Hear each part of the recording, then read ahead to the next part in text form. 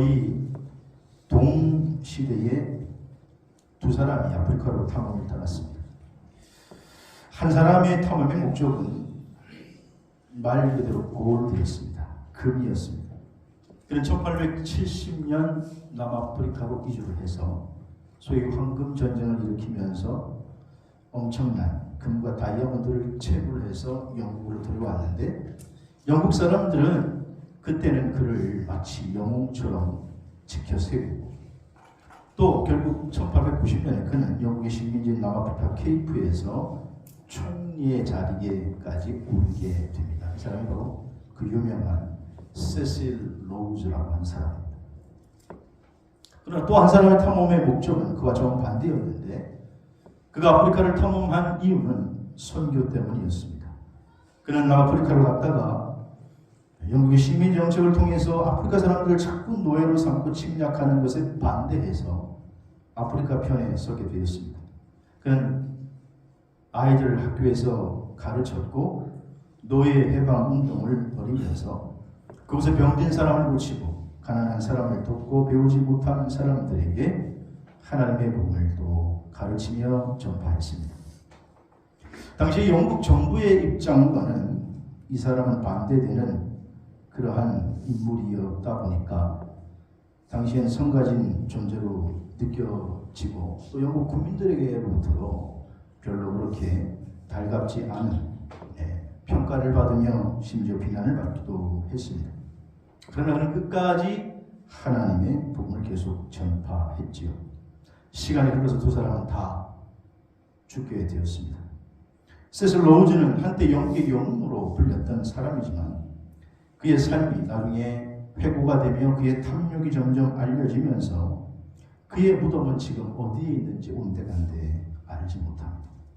그러나 또 한 사람이었더니 리빙스턴이라고 하는 선교사는, 데이빗 리빙스턴은 그의 삶이 알려지면 알려질수록, 그의 사역이 알려지면 알려질수록 그는 영국 국민들의 사랑과 존경을 받으며 그는 영국 국립묘지인 웨스트민스터 사원에 그의 무덤이 안치되어 있지요. 지금도 많은 사람들은 이 데이빗 리빙스턴을 존경하고 있습니다. 무엇이 이 두 사람의 인생을 이렇게 다르게 만들었을까요? 그것은 한마디로 얘기하면 믿음의 차이였기 때문입니다. 리빙스턴은 하나님을 믿었고 이 세슬 로우즈는 황금을 믿었습니다. 결국 각자의 믿음이 두 사람의 인생을 완전히 다르게 갈라 놓았습니다. 여러분, 오늘 우리의 신앙에 있어서도 이것은 똑같이 적용됩니다. 지금 내 삶이 어디를 향해 가고 있는가? 우리의 믿음의 중심이 어디에 있는가? 우리의 믿음의 중심이 하나님인가? 아니면 황금인가? 하는 것입니다. 오늘 본문 이사야서 57장은 사실 49장부터 57장까지의 내용의 연속성이 있는데, 지금 이 본문의 말씀은 유다 백성들에게 있어서는 매우 가슴 아픈 암울했던 시절의 역사의 한 토막의 이야기입니다. 북이스라엘은 BC 721년 당시의 강대국이었던 아수르에 의해서 망하고, 남유다는 BC 586년 바벨론이라고 하는 거대 제국에 의해서 망하면서 북이스라엘과 남유다 모든 백성들은 남유다의 포로가 됐죠. 그런데 이 바벨론도 영원하지 않고 곧 BC 538년에 바샤, 우리가 흔히 알고 있는 페르시아라고 하는 나라에 의해서 망하면서 자연적으로 남유다 백성이 이제 페르시아 나라의 포로가 됐습니다. 다행스러운 것은 페르시아 왕 고레스가 칙령을 내려서 포로로 있던 유다 백성들에게 이제는 너희 나라도 돌아가도 좋다라고 하는 칙령을 내리게 되면서 이제 유다 백성들은 자기 나라로 갈 수 있는 길이 열리게 된 것입니다. 오늘 본문 이사야서 57장의 배경은 이 남유다가 지금 바벨론 포로에서 또 페르시아로 계속되는 포로, 그런 시대적인 상황 속에서 고레스 왕이 칙령을 내려서 이스라엘 백성들이 이제 1차로 한 5만여 명이 귀환하게 되고, 그리고 이제 2차로 또 귀환하게 되는데, 1차와 2차로 귀환하는 그 사이의 기간이 한 80여 년 정도 흘러가는 그때의 일을 배경으로 삼고 있습니다. 이스라엘 백성들은 그래도 1차로 자기 나라로 돌아가는 본국으로 귀환하는 자기 민족들의 모습을 목도하면서 아직 조금 희망은 있지만 그러나 여전히 그들의 지금 신분과 그들의 처지와 환경은 곤고함과 어려움에 빠져 있을 때에 하나님께서 오늘 이사야를 통해서 내가 너희를 온전히 회복시켜 주실 것이다. 이렇게 희망의 메시지를 선포하고 있는 것입니다. 오늘 본 말씀을 통해서. 그래서 하나님의 약속이라고 하는 제목으로 말씀을 나누려고 하는데 오늘 하나님의 약속 첫 번째는 뭐냐? 하나님께서 오늘 마음이 겸손한 자와 함께 해주시겠다. 오늘 본문 15절에 또한 통회하고 마음이 겸손한 자와 함께 있나니 이렇게 말씀하고 있습니다. 여기에 통회하고라고 하는 이브리어가 타카라는 말인데 이 단어는 가루로 완전히 부서진 상태를 가리켜요. 또 이게 겸손한 자, 마음이 겸손한 자와 함께 하시겠다라고 했는데 이 겸손한 자라는 쉐팔루하우라고 하는 말은 낮은 영혼, 즉 자신을 완전히 아주 낮추는 사람을 말합니다. 그러니까 하나님 앞에 지금 자신을 완전히 낮추는 것, 가루처럼 완전히 부서져서 그냥 완전히 나는 없습니다라고 하는 그런 상태가 겸손이라는 거예요. 오늘 하나님께서 그런 자와 함께 해주시겠다. 그렇게 약속하고 있다는 것입니다. 야고보서 4장 6절에 보니까 하나님은 교만한 자를 물리치고 겸손한 자에게 은혜를 주신다. 이렇게 말씀하고 시편 146편 6절에도 147편 6절에도 여호와께서 겸손한 자들을 붙드시고 악인들은 땅에 엎드려 들이신다. 이렇게 말씀하고 있습니다. 살아계신 여러분, 하나님은요 지금도 겸손한 자를 붙드시는 줄로 믿으시기 바랍니다. 하나님이 붙드시면 승리하게 될 줄로 믿습니다. 하나님이 붙드시면 다시 일어서게 될 줄로 믿습니다. 하나님이 붙드시면 어떠한 상황 속에서도 길이 열리게 될 줄로 믿습니다. 절망 중에 있는 지금 유다 백성이지만 하나님께서 약속하시기를 나는 겸손한 자와 함께 주시겠다. 이렇게 약속하고 있는 것입니다. 오늘 예배 참석한 여러분이 이 약속의 주인공이 되시기를 주의 이름으로 축복합니다. 누가복음 1장에 보면 메시아 예수 그리스도의 탄생 사건을 우리에게 소개하면서 그 구세주의 탄생 사건의 첫 번째를 그 소식의 대상자, 첫 번째 그 소식을 알려주는 대상을 누구로 정하고 있느냐? 마리아라고 하는 티네이저를 어린 소녀에게 그 소식을 전해줍니다. 천사가 나타나서 그 어린 소녀에게 메시아가 너를 통해 나타날 것이라고 이야기해 줍니다. 근데 당시 유대 사회에서는요 이미 약혼한 여인, 다시 마리아는 요셉과 약혼한 사이였는데 약혼을 한 여인이 임신을 하게 되면 어떻게 되냐면 돌로 돌을 던져서 공개 처형을 당하게 돼요. 근데 천사가 이 정건한 마리아에게 나타나서 네 몸을 통해서 메시아가 이 땅에 올 거라는 거예요. 여러분 마리아가 이 소식을 들었을 때 먼저 어떤 생각이 들었을까요? 두려워하는 마음이 생겼겠죠. 나 정혼했는데 그리고 나 남자를 알지 못하는데. 그런데 또 한편으로는 그런데 메시아가 그 수많은 여인들 가운데 나를 통해서 온다고, 내 몸을 통해서 온다고? 그러면 나 잘난 거 아니야? 나밖에 없지 그럼. 나를 통해서 와야지. 누구를 통해서 와? 한편으로 이런 마음이 들었을 수도 있을 거고 또 나 같은 자격 없는 이런 여인에게, 이런 사람에게 메시아가 온다고? 근데 여러분 성경은 그 메시아 탄생이 자기 몸을 통해서 온다는 소식을 들은 마리아가 이렇게 표현하고 있어요. 누가복음 1장 38절을 보면 마리아가 이르되 시작 주의 여종이오니 말씀대로 내게 이루어지이다 하며 천사가 떠나갔다는 것입니다. 말씀대로 내게 이루어지이다. 주의 여종이오니, 예전에 성경엔 주의 계집종이오니 나같이 비천한 여인인데 어떻게 나를 통해서 메시아가 온단 말입니까? 너무너무 참 황송하고, 그러면 말씀대로 이루어지이다. 이 겸손한 마리아를 통해서 온 인류의 구세주가 이 땅에 오신 줄로 믿습니다. 그러므로 사랑하시는 여러분, 이사야를 통해서 하나님이 약속하신 약속의 첫 번째는 뭐냐? 하나님은 지금도 겸손한 자를 찾으시고 겸손한 자를 붙드시고 그들과 함께 하신다는 거예요. 이 하나님의 손에 붙드시기를 주의 이름으로 축원합니다. 성경에 보면요, 사실 성경의 증언은 다 뭐냐? 하나님을 만난 자, 하나님을 경험하는 자는 모두가 다 겸손한 자였습니다. 여러분 여호수아 아시죠? 여호수아 5장에 보면 여호수아가 가나안 정복 전쟁을 앞두고 두려워 떨고 있을 때에 그에게 큰 군인이 나타납니다. 그러더니만 나는 여호와의 군대 장관으로 너 앞에 왔노라. 그러니까 여호수아가 땅에 대고 엎드려 벌벌 떨면서 내 주여 나에게 도대체 무슨 말을 하시려고 하십니까? 그러면서 여호수아는요 극도로 겸손한 모습, 최고로 겸손한 모습을 보이고 있다는 거예요. 누가복음 5장에 보면 예수님께서 수자였던 시몬 베드로를 부르시는 장면이 나오는데 여러분 베드로에게 주님께서 오셔서 말씀하시기를 깊은 데로 가서 그물을 내려라. 그래서 깊은 데로 가서 그물을 내렸을 때에 그때 어마어마한 무기가 그물이 찢어질 정도로 많이 고기가 잡히자 다른 사람들은 야 대박이다 그러면서 기뻐하는데 베드로는 벌벌 떨면서 그때 주님 앞에 엎드려 하는 말이 뭐예요? 주여 나를 떠나소서 나는 죄인이로소이다.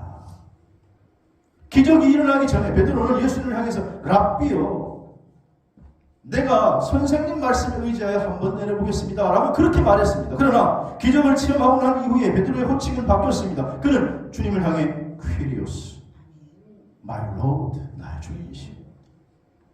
그분 앞에 엎드려 벌벌벌 떠는 것이죠. 여러분 성경 전체를 보면 주님을 만나고 주님 앞에 쓰임받은 사람들의 공통적인 특징이 뭐냐? 모두가 겸손하게 엎드렸다는 거예요. 여러분 신앙의 연수가 깊어지면 깊어질수록 점점점 겸손하게 되는 것이 우리의 모습이 되어야 될 줄로 믿습니다. 가을이 다가왔습니다. 들녘을 한번 나가보십시오. 코스모스가 피어있고 들판에 벼가 새고 노랗게 무르익었습니다. 벌써 빈대도 있고요. 그런데 무르익은 벼들의 고개는 다 어떻게 해요? 숙여 있습니다. 예외 없이 다 머리를 숙여 있습니다. 그런데 그 가운데 죽정이는 나 여기 있다. 나 여기 있다. 마치 그렇게 표현하는 것처럼 고개를 빳빳이 들고 있죠. 신앙의 아들들은 겸손하게 머리를 숙이시기를 주의라고 축복합니다. 옛날에 한 수도원에 아주 똑똑하고 소위 아주 스펙이 뛰어난 젊은 수도사가 있었어요. 이게 도대체 연륜이 있고 또 연세가 좀 지긋한 늙은 수도사들의 조언도 잘 듣지를 않는 거예요. 어느 날 나이 많고 겸손한 한 수도사가 정원에 이렇게 씨를 뿌리기 위해서 흙을 이렇게 고르고 있는데 젊은 수도사가 쑥 지나갑니다. 그래서 이 나이 많은 수도사가 젊은 수도사에게 부탁을 했죠. 여보게 여기 단단한 흙에 좀 물 좀 부어주지 않겠나? 젊은 수도사가 마음이 좀 내키지는 않았지만 뭐 시키니까 어쩔 수 없이 귀찮은 듯이 물을 떠가지고 거기에 이렇게 부었습니다. 하지만 단단한 흙이 그냥 덩어리 지어 있으니까 물을 부어봤자 물이 그 덩어리 사이로 술술 주르주르 흘러가 버리고 말았습니다.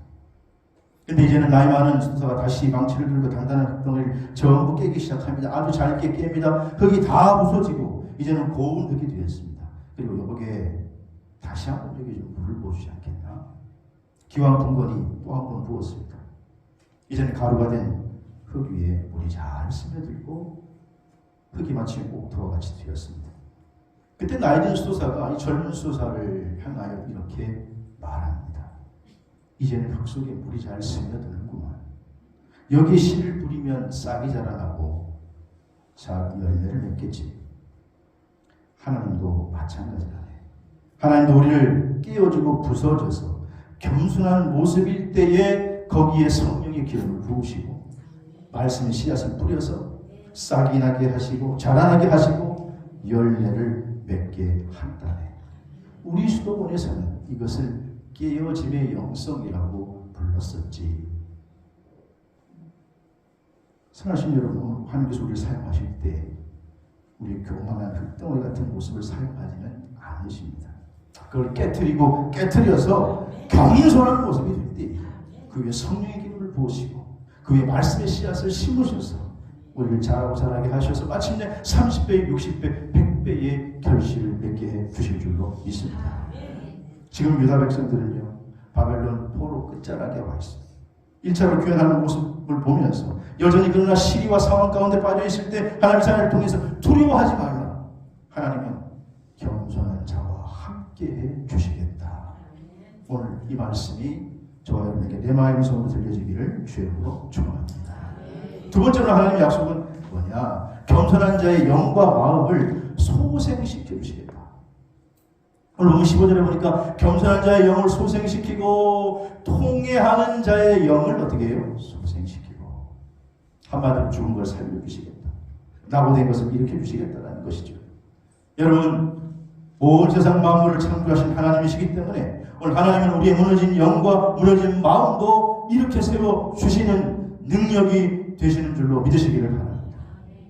사실 지금 이스라엘 백성들은요 마음이 무너졌어요. 이제 마음. 그리고 그들의 영도 다 무너져 있어요.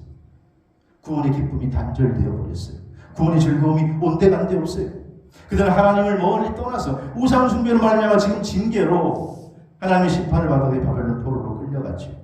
그래서 70년 포로 생활을 하는 가운데 희망도 없고 구원의 기쁨도 사라지고 절망에 있는 상태에서 오늘 이스라엘 선지자가 그들에게 희망의 메시지를 선포하는 거예요. 그 희망의 메시지를 한마디로 요약하면 너희의 구원의 즐거움을 회복시켜 주시겠다라는 거야. 시편 51편을 보면 다윗이 하나님께 하나님 저에게 구원의 즐거움을 제발 좀 회복시켜 주시옵고 자원하는 심령을 주사 나를 꼭 붙들어 주옵소서. 사실은 오늘 우리가 나름대로 우리의 믿음을 측량하는 우리의 믿음을 점검하는 여러 잣대가 있을 수가 있어요. 그 가운데 잣대, 중요한 잣대가 하나가 있다면 그것은 뭐냐? 기쁨이라고 하는 잣대. 구원의 기쁨이라고 하는 잣대. 내가 오늘 신앙생활을 할 때 내 신앙생활 가운데 구원의 기쁨이 있느냐? 여러분 구원의 즐거움이 있으십니까? 그거밖에 없으십니까? 우리에게 구원의 즐거움과 기쁨이 없다면 뭐가 문제가 있어요. 지금 우리의 신앙에 뭐가 문제가 있는 거예요. 성령께서 내 마음을 다스리고 주관하시면 내 환경에 상관없이 그리고 환경을 초월해서 항상 기뻐하고 범사에 감사할 수 있습니다. 내 마음속에 지금 뭔가 기쁨이 사라지고 구원의 즐거움이 사라졌어요. 그러면 뭔가 문제에 지금 직면하게 된 거예요. 영적으로 체크를 하셔야 돼요.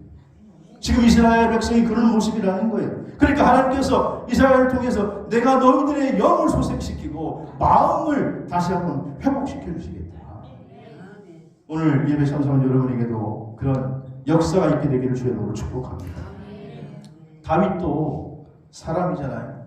그래서 우리가 알고 있는 것처럼 그도 실수했습니다. 바세바와 동침해서. 그리고 나단 선지를 통해 책망을 받게 되는 장면이 시편 51편에 나오죠.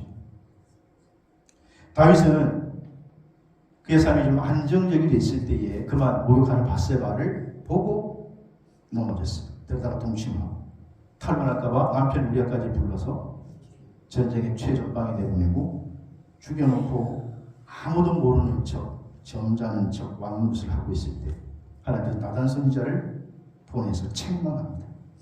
그때 그 나단 선지자의 책망을 받고 다윗이 회개하면서 기도한 게 시편 51편인데 그때 시편 51편 10절을 보면 다윗이 하나님이여 내 속에 뭐예요?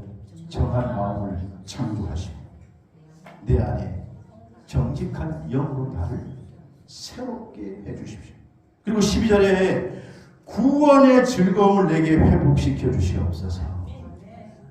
무슨 말입니까? 다윗이 범죄했더니 구원의 즐거움이 잃어버리게 된 거예요. 구원의 기쁨이 사라지게 된 거예요. 여러분 우리가 죄의 자리에서 자꾸 서성서성되고 불순종의 자리에서 자꾸 서성서성되면 자동적으로 그때 우리 마음속에 들어오는 게 뭐냐? 악한 마귀가 우리에게 틈타서 마음의 기쁨, 구원의 기쁨을 앗아버리는 거예요.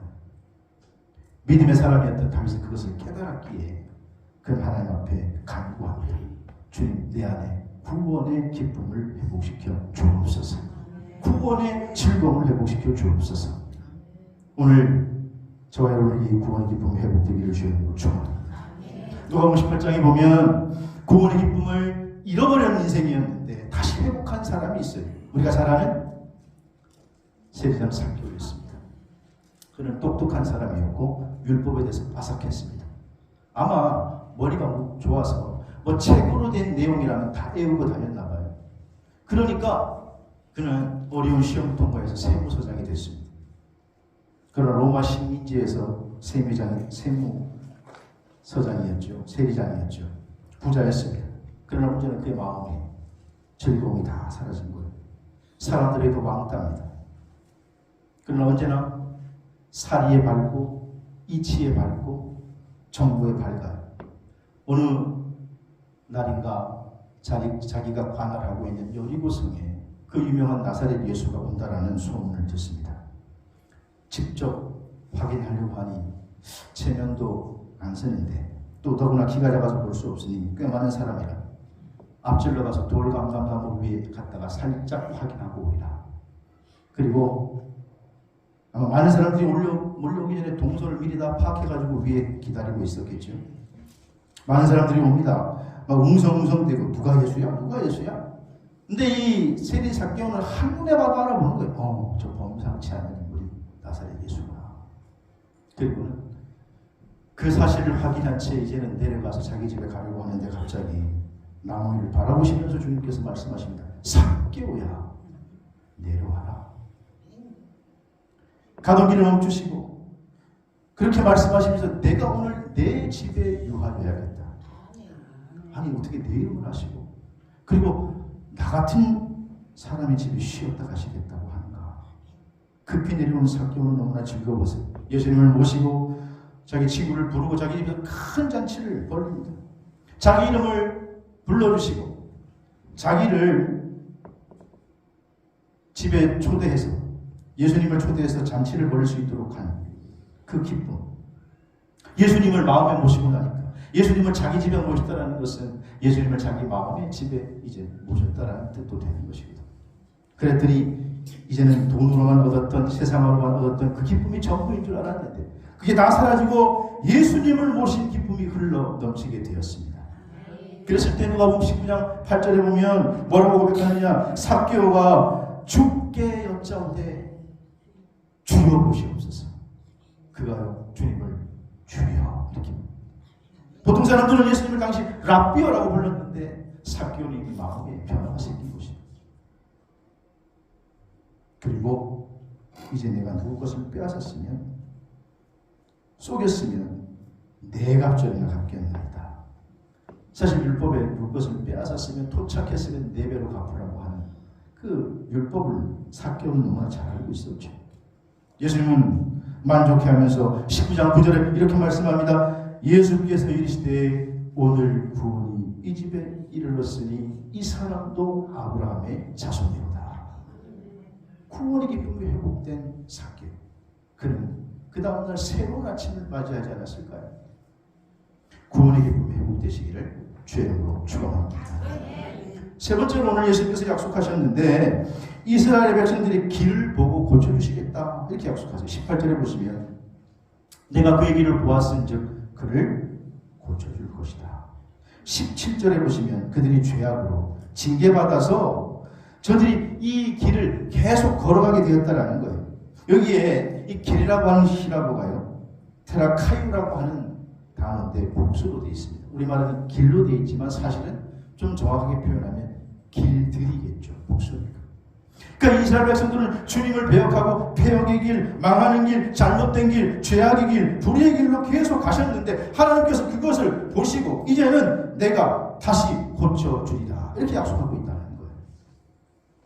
그래서 하나님께서 그 길을 고쳐주시고 다시 새로운 길을 가게 하셨을 때에 19절에 보면 그들이 입술의 열매를 창조하신 자가 말하노라 내가 그를 고치리라. 하나님이 이스라엘 백성에게 고쳐준다라는 거예요. 그러면 회복된다라는 거예요. 일어설 수 있다라는 거예요. 여러분 하나님이 고치시면 못 고치는 게 없는 줄로 믿습니다. 하나님 고치시면 여러분의 질병도 고쳐주실 줄로 믿습니다. 우리의 운명도 우리의 잘못된 환경도 고쳐주실 줄로 믿습니다. 이러한 게 5장에 보면 그 유명한 나아만 장군이 나오죠. 아랍 권력의 인자입니다. 부귀와 권력을 다 소유했습니다. 근데 부귀와 권력이 있으면 뭐합니까? 그에게 고민이 있는데 몸이 문드러져 가는 거예요. 그러니 아무리 어마어마한 아람 나라의 인자 권력자의 집이라도 그 집안 분위기가 우울합니다. 그런데 그 그때 마침 이스라엘에서 포로로 끌려온 한 여자 종이 부엌에서 일을 하다가 이런 말을 하는 거예요. 아니, 우리 주인이 사마리아에 계셨다면 참 좋았을 텐데. 사마리아에는 우리 선지자 엘리야가 있는데 이 엘리야는 못 고치는 병이 하나도 없는데. 중얼중얼거리는 소리를 사람들이 들었습니다. 뭐라고? 다시 한번 얘기해봐. 진짜요? 여러분, 물에 빠진 사람은 모두 잡죠? 지푸라기라도 잡는다. 이 권력이 인자가 한 여자아이의 말에 움직입니다. 자기 왕에게 보고를 하고 사마리아로 가겠다는 거예요. 왕이 제2인자가 움직이니까 직접 자기가 서신을 써서 이스라엘 왕에게 그 서신을 보냅니다. 우리나라의 2인자가 가는데 문둥병을 고치러 가니까 잘 대해달라. 왕이 그 서신을 받고 옷을 찢습니다. 문둥병은 불치병인데 내가 하나님인가? 나보고 그걸 고치라고 그러나? 왜 나인데 보낸단 말인가? 이걸 빌미로 못 고쳤지. 그리고 우리나라를 다 잡아먹으려고 하는구나. 그리고 이 왕이 오해하고 옷을 찢으면 우리나라는 망했다는 거죠. 근데 그 소식을 들은 엘리사가 나에게 보내라. 나에게. 그래서 나만이 사마리아로 가게 되는 겁니다. 이 아람의 권력의 2인자가 갑니다. 그러니 그 행렬이 어마어마했을 것입니다. 사마리아의 입구에서부터 이미 당시의 고대운동의 최고 잘 나가는 아람 왕의 2인자가 사마리아에 왔다라는 소문이 번졌습니다. 엘리사가 모를 리가 없는데 집 밖으로 나오지 않고 자기 종을 통해서 요단강에 가서 7번 씻고 가라는 거예요. 누군데 내가? 나아만인데. 나아만 자존심이 상했습니다. 그래서 열왕기하 5장 11절에 보면 내 생각에는 네가 직접 와서 내 부위 위에 손을 얹고 흔들어서 나병을 고칠까 하였노라. 오늘날 얘기하면 어마어마한 권력자가 와서 내가 왔는데 네가 와서 안수기 좀 해줘야지. 그래도 밖에 나와보지도 않아. 나와니 자존심이 상해서 아마 그의 분노의 마음이 일어나서 그의 몸이 더 뜨거워졌을 겁니다. 근데 참 그의 수하들이 좋은 사람들인 것 같아요. 괜찮은 사람을 만났어요. 아니 장군 카카 지금 그보다 더한 일이라도 하면 할 텐데 뭐 그거 가지고 그러십니까? 뭐 더러운 걸 하라는 것도 아니고 씻으라니 제발 좀 분노를 가라앉히시고 가서 목욕 한번 하고 간다고 생각하십시오. 말을 가만히 들어보니까 부하들의 말이 맞지요. 가던 발걸음을 돌려서 다시 요단강에 가서 씻었을 때에 그가 생각을 바꾸어 주의 종의 말에 순종했을 때에 열왕기하 5장 14절에는 어린아이 살같이 회복되어 깨끗하게 되었더라. 그리고 이 사건을 통해서 우리가 두 가지를 알아요. 첫째는 힘들지만 처음에는 못하는 것 같았지만 어쨌든 나만이 순종했어요. 그의 자세를 바꿨어요. 그냥 가려고 하다가 그의 자세를 바꾸고 순종했을 때에 그에게 기적이 나타나고 하나님은 순종의 자세로 나온 나만을 보고 그에게 하나님의 능력을 치료의 광선을 발하여 주신 줄로 믿습니다. 지금도 동일하게 하나님께 겸손하게 자세를 바꾸고 나오는 사람 하나님께서 회복시켜 주시고 고쳐주시는 줄로 믿으시기를 바랍니다. 오늘 이사야는 이 시기와 실망 속에 있는 백성들에게 하나님의 약속을 대신 증언하면서 너희가 잘못된 길로 지금 걸어가고 있지만 그 길을 고쳐주리라. 여러분 때로는요 우리가 걸어가는 길, 여러분이 선택한 길이 그게 잘 되는 길 같고 그게 옳은 길 같고 그게 성공하는 길 같지만 때로는 그 길이 잘못될 수도 있어요. 내가 잘못 본 걸 수도 있어요. 내가 잘못된 길을 선택한 걸 수도 있습니다. 우리나라 유네스코 문화로 등재된 제주도에 신비의 도로가 있죠. 일명 무슨 도로라고 부릅니까? 도깨비 도로. 1981년 신혼부부와 한 택시기사에 의해서 발견이 됐다고 해요. 신혼부부가 옛날에는 택시를 타고 신혼여행을 하다가 그러다가 이제 택시에서 내려가지고 사진을 막 찍는데 분명히 택시를 세워놨는데 택시가 어떻게 점점 올라가는 것처럼 보여가지고 이게 뭔가 깜짝 놀랐는데 알고 봤더니 착시 현상 때문에 그러는 거예요. 자기가 있는 지대는 높고 거기가 낮은데 사실 잘못 보이는 거죠. 그래서 이게 이렇게 낮은데 올라가는 것처럼 보이는 거예요. 이게 어떻게 된 일인가 어떻게 된 일인가. 여러분 때로는 우리가 가는 길이 옳게 보여도 그러나 그 길이 잘못된 길일 수가 있어요. 하나님의 길, 하나님께서 우리에게 가르쳐준 이 하나님의 언약과 이 길은 영원한 우리의 삶의 표준이 되는 줄로 믿으시길 바랍니다. 하나님께서 말씀하십니다. 약속하십니다. 마음이 겸손한 자와 함께 해주시겠다. 겸손한 자의 영과 그의 마음을 내가 회복시켜 주시겠다. 구원의 기쁨을 회복시켜 주시겠다. 잘못된 길을 보고 고쳐 주시겠다. 이 말씀을 통해서 이제 여러분이 기도하다가 찬양하다가 삶의 한 복판에 살아가다가 구원의 기쁨이 회복되고 여러분의 자녀들의 삶이 회복되고 여러분의 사업장이 축복이 회복되고 여러분의 영육 간의 모든 일들이 회복되는 역사가 있게 되기를 주의 이름으로 축복합니다.